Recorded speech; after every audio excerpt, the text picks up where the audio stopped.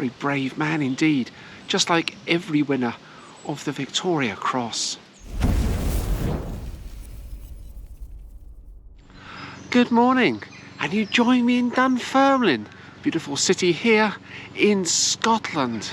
And in this video, I'm going to take a little walk through the town, visit the Abbey, and discover some of the history of one of Scotland's most incredible cities. And I'm going to start my journey here by this monument. And it's the monument to Andrew Carnegie, one of the most famous people born here in Dunfirmline on the 25th of November, 1835. And the sculpture behind me, well, it was erected in 1914. And the sculptor was Richard Goulden.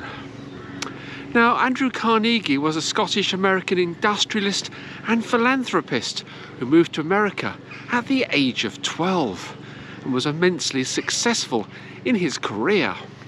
He started working life as a telegraph operator, and by the 1860s he had investments in railroads and bridges, and he built Pittsburgh's Carnegie Steel Company, which he eventually sold to J.P. Morgan's in 1901 for over $300 million US dollars. That's around $10 billion in today's money. A huge sum of money at that time. And he used his wealth to help others and fund projects, giving away over $350 million in the last 18 years of his life alone. That's about 90% of his wealth to charities and foundations and universities. What would you do with $300 million back in 1901? Today you would buy super yachts and very fast cars and mega houses and private jets. But it was different back then. People used their money to benefit others. And Andrew Carnegie was a prime example of generosity. So I'm going to walk through the rest of the park here. This is Pittencrieff Park here in Dunfirmline. It's absolutely beautiful, apart from the sound of the workmen and their noisy lawnmowers. I'm going to head down towards, well, through the high street, past the city hall, and down towards Dunfermline Abbey, and look at some of the history of the earliest times here in Scotland.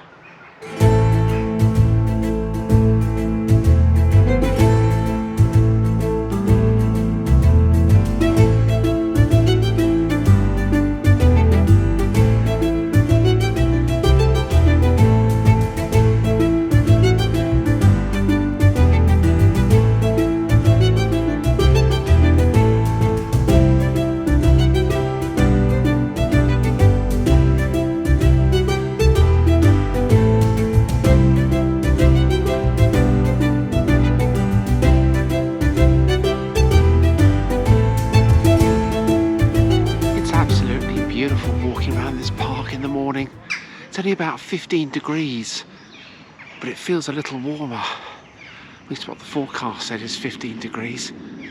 I just love walking through parks wherever I go. You always see something different walking through a park. And I found a steam engine on display. I don't know much about steam engines. I think it's a shunting engine of some description, but no doubt somebody watching this video will recognise it and leave a comment and tell me all about it. I do like seeing steam engines. Something about steam engines which I find really rather interesting, especially if they're preserved in a park and made a feature of like that one. Really is lovely. But the gates behind me are really rather splendid. They're in memory of Louise Carnegie, who was Andrew Carnegie's widow.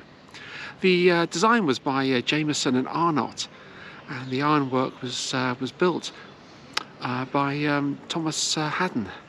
Absolutely beautiful. But I'm now in the bottom part of the main High Street area. Just turn the camera around, you can see the High Street. So I'll take a walk down there, past the City Hall, and try and find a location linked to a great fire.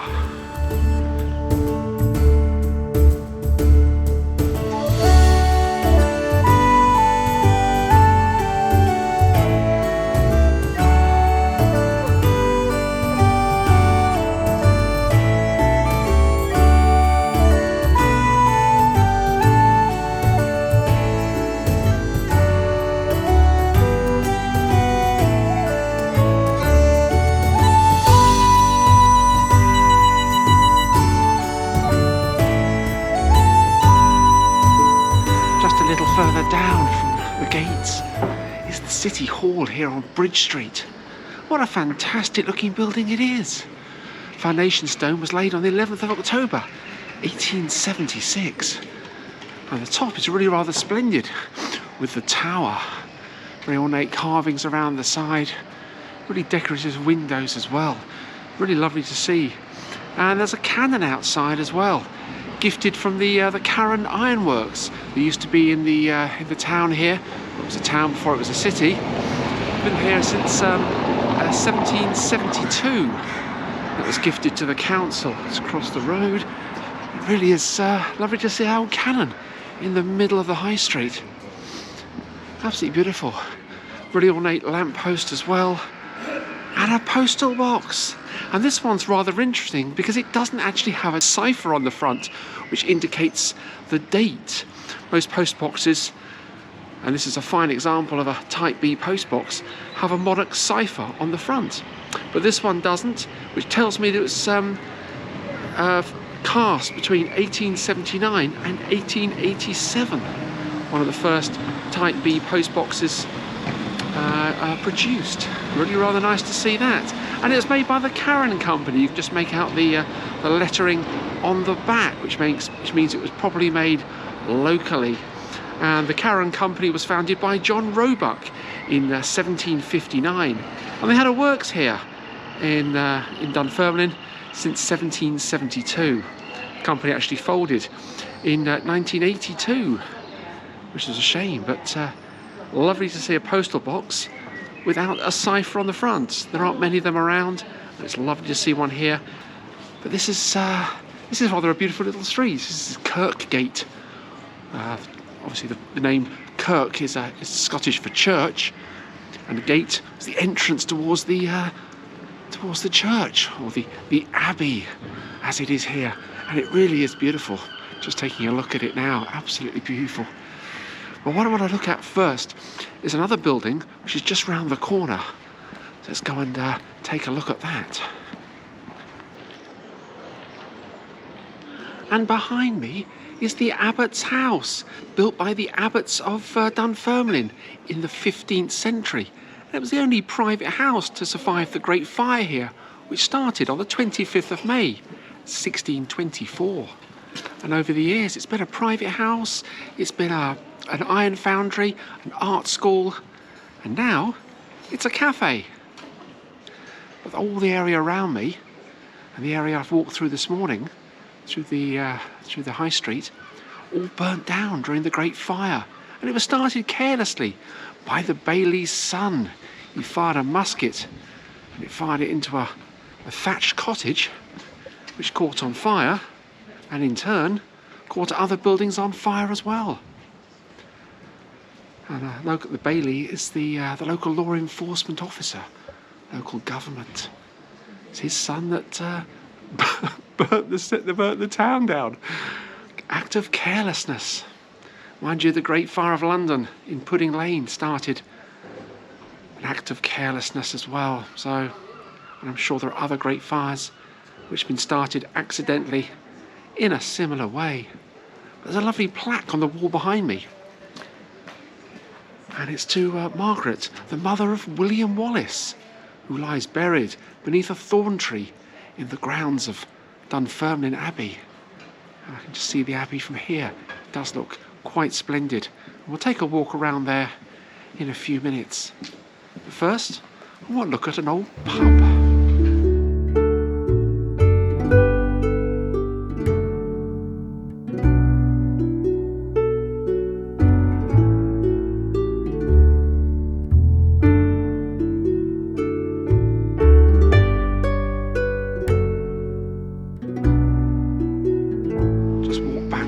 Kirkgate and Dunfermline's oldest pub.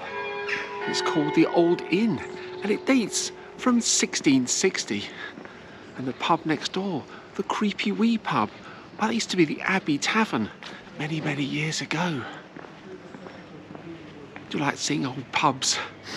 And the new inn is quite interesting because there's a plaque on the wall which states that Dunfermline Athletic Football Club was formed there on the 2nd of June 1885. there we go. I do like seeing blue plaques, especially blue plaques that connect to a local event, especially a football team. Not that I follow football, but many people here in Dunfermline follow their football team as they do in other towns and cities. So to see a plaque which acknowledges that is always good. But now I'm back towards Pittencrieff Park. I'm going to go back into the park and have a little look, because there's the remains of an old tower that I want to look at, and an interesting well. So I'll go through the gates here and try and discover Malcolm Canmore's tower. And we'll find another location linked to William Wallace.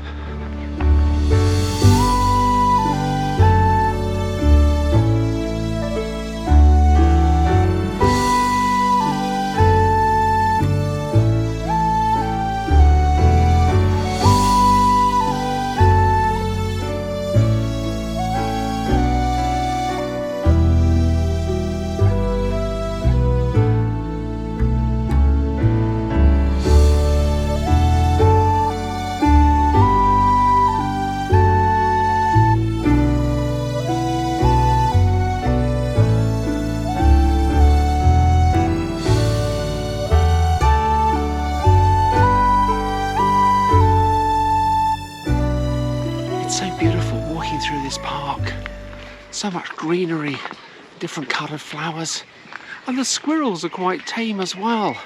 There's quite a few people feeding them. But the park itself is absolutely beautiful. This is Pittencrieff Park. I'm back into the park, which was donated in 1902 by Andrew Carnegie. He purchased it and gave it to the city of Dunfermline. Oh, what a fantastic gift. And the old steps. Well, you know that people have been walking up and down these steps for 1,000 years or more, because the park, or this area of Dunfermline, is that old. And just ahead here is Malcolm Canmore's tower. And the first record of the tower was back in the year 1070, when Malcolm III married his wife, Margaret of Wessex. And it's absolutely beautiful to see this ruin. Really is absolutely delightful that it's still here in the middle of this fantastic park. There's an information board which tells me about the tower. There's also an artist's impression as well of what the tower looked like, or may have looked like, back in the day. But I'll leave you with a few pictures of the ruins, and I'm going to try and find a well linked to William Wallace.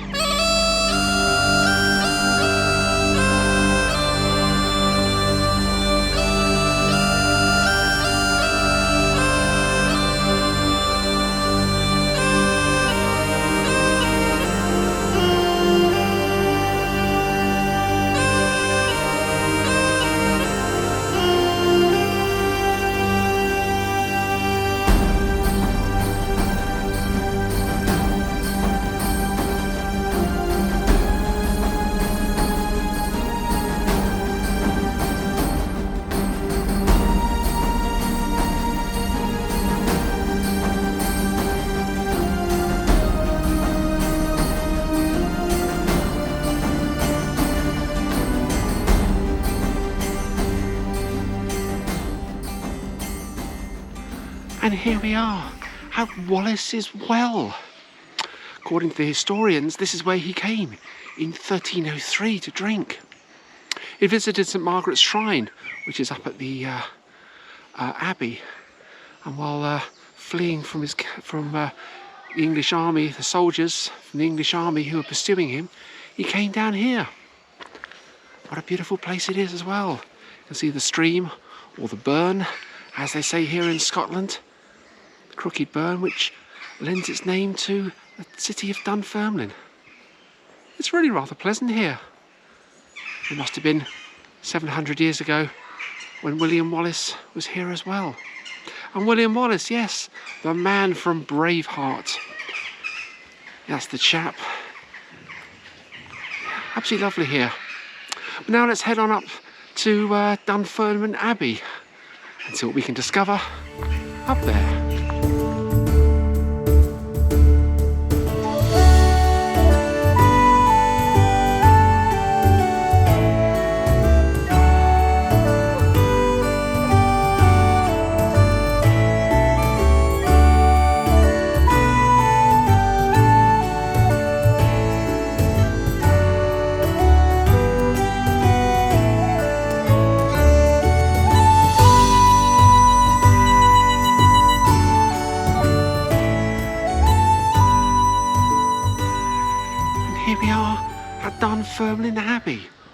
Benedictine Abbey of the Holy Trinity and St Margaret. And it was founded here in 1128 by King David I of Scotland. It's founded on a site of an earlier priory dating back to the reign of his father, King Malcolm III and Queen Margaret. And they're both buried inside somewhere, along with another man, Robert the Bruce. So let's go inside and take a look.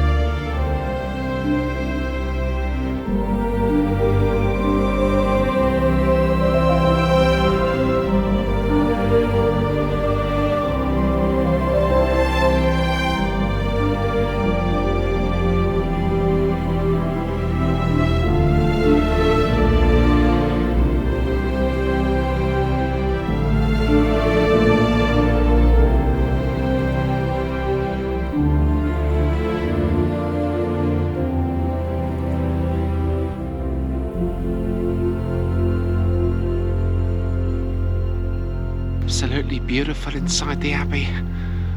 The old part with the fantastic stonework, absolutely incredible. And the new extension, the new church, just incredible. And seeing the grave of Robert the Bruce as well, it's absolutely wonderful. Very exciting to see that. And the name Robert the Bruce King, you can see that on the top of the tower. It's engraved in large letters going all the way around the tower. It's quite interesting to see that. And behind me is Dunfermline Palace. It's where King Charles I of England was born back in the year 1600. He of course famously lost his head outside the Palace of Whitehall in 1649. There's a commemoration stone in the graveyard here to all those who died of cholera back in 1832. And it's just lovely to walk around here. And it's quite a cloudy and overcast day, but it's still peaceful. And there aren't many tourists here either, which is lovely, compared to Edinburgh yesterday, which was just full of tourists. But this really is must be one of the unkept secrets of Scotland. It's the ancient seat of Scotland, former capital of Scotland before Edinburgh. So naturally it's steeped in history. And walking around the grounds of the Abbey here really is absolutely wonderful. There's quite an array of different types of gravestone here. One or two are quite modern. I've seen a couple of dates of 2018 written on the stones. And the area to my right, well, that's the monks' burial ground. Benedictine monks were buried here. Excavations have discovered some stone coffins containing their remains. It's absolutely lovely, very peaceful here.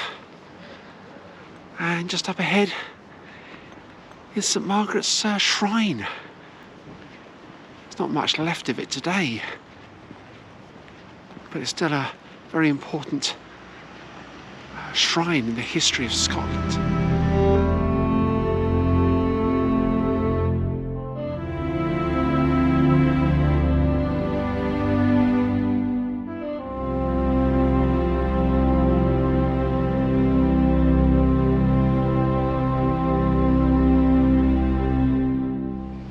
Well, I'll leave you with a few pictures of the Abbey and the grounds, and we'll see what else we can discover here in Dunfermline.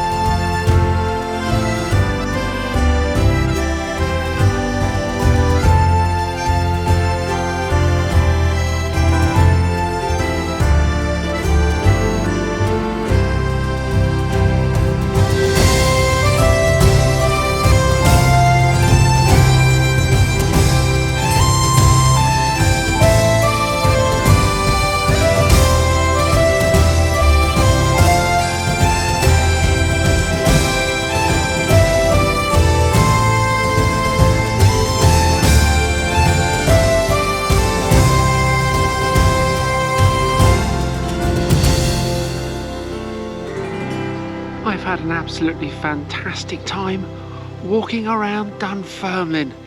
It's somewhere I've always wanted to come, but until now I just haven't had the opportunity, and it was well worth the wait. And I had a walk around the cemetery again, and I found the thorn tree under which is buried Margaret Crawford, who was the mother of William Wallace. Absolutely lovely to see that. But I've come down now to the War Memorial. Very impressive structure behind me. List of all those people who sadly lost their lives in conflict. But there's one name up there that stands out amongst all the others, and that's the name of John McLaren Erskine. He went into no man's land to rescue a wounded sergeant and a private. Spent over an hour giving the sergeant first aid, and then got them both back to safety despite being fired on by the enemy. He showed great courage that day and rescued two comrades. Sadly lost his life a year later on April the 14th, 1917. And for his bravery that day, he was awarded the Victoria Cross. But John Erskine wasn't the only recipient of the Victoria Cross to come from Dunfermline. A man called David Ferguson Hunter was awarded his for bravery during the First World War. He held his position despite being fired at by the enemy for over 48 hours until his position was relieved by advancing troops. And for his bravery that day, he was awarded the Victoria Cross. His name's not on the War Memorial because he survived the First World War.